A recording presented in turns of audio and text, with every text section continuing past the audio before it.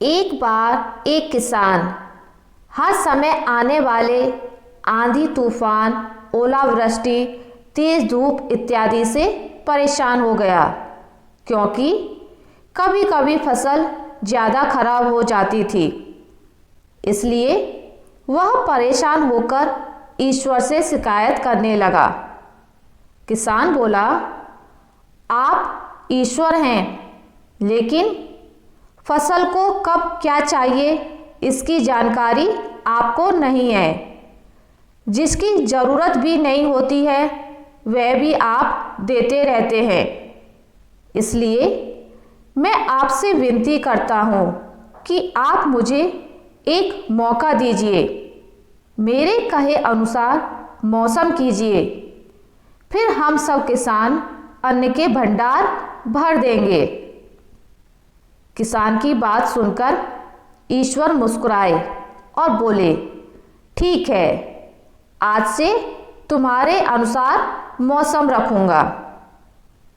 किसान यह सुनकर बहुत खुश हो गया। किसान ने अगली फसल में गेहूं की बुआई की। उसने जब चाहा तब धूप मिली, उसने जब चाहा पानी मिला।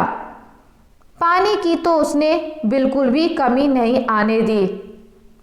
बाढ़ आदि और तेज धूप तो उसने आने ही नहीं दी। समय बीतने पर फसल बढ़ती गई। किसान भी बहुत खुश हुआ कि इस बार शानदार फसल दिख रही है।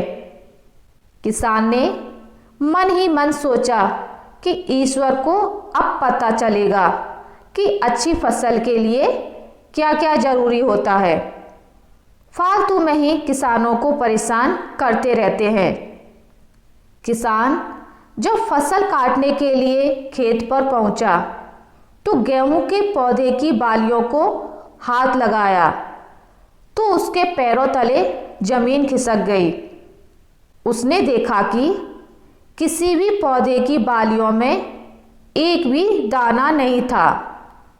यह देखकर किसान बहुत दुखी हो गया और ईश्वर से बोला, हे ईश्वर, ऐसा क्यों हुआ?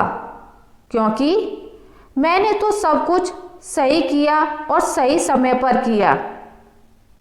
इस पर ईश्वर बोले, हे किसान, ऐसा तो होना ही था, क्योंकि तुमने इन पौधों को बिल्कुल भी संघर्ष नहीं करने दिया।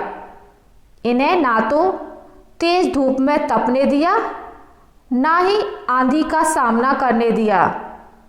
इन्हें किसी भी प्रकार की चुनौती का सामना नहीं करने दिया। इसलिए बाहर से भले ही अच्छे दिख रहे हों, लेकिन ये अंदर से बिल्कुल खोखले हैं। इनके अंदर दाने नहीं हैं। पौधे जब विभिन्न चुनौतियों का सामना करते हैं तो उनमें ऊर्जा पैदा होती है। यह ऊर्जा उनके अंदर सही सामर्थ्य पैदा करती है जिनके लिए वह बने हैं। ठीक इसी प्रकार जब तक इंसान संघर्ष से नहीं गुजरता वह इंसान खोखला रह जाता है।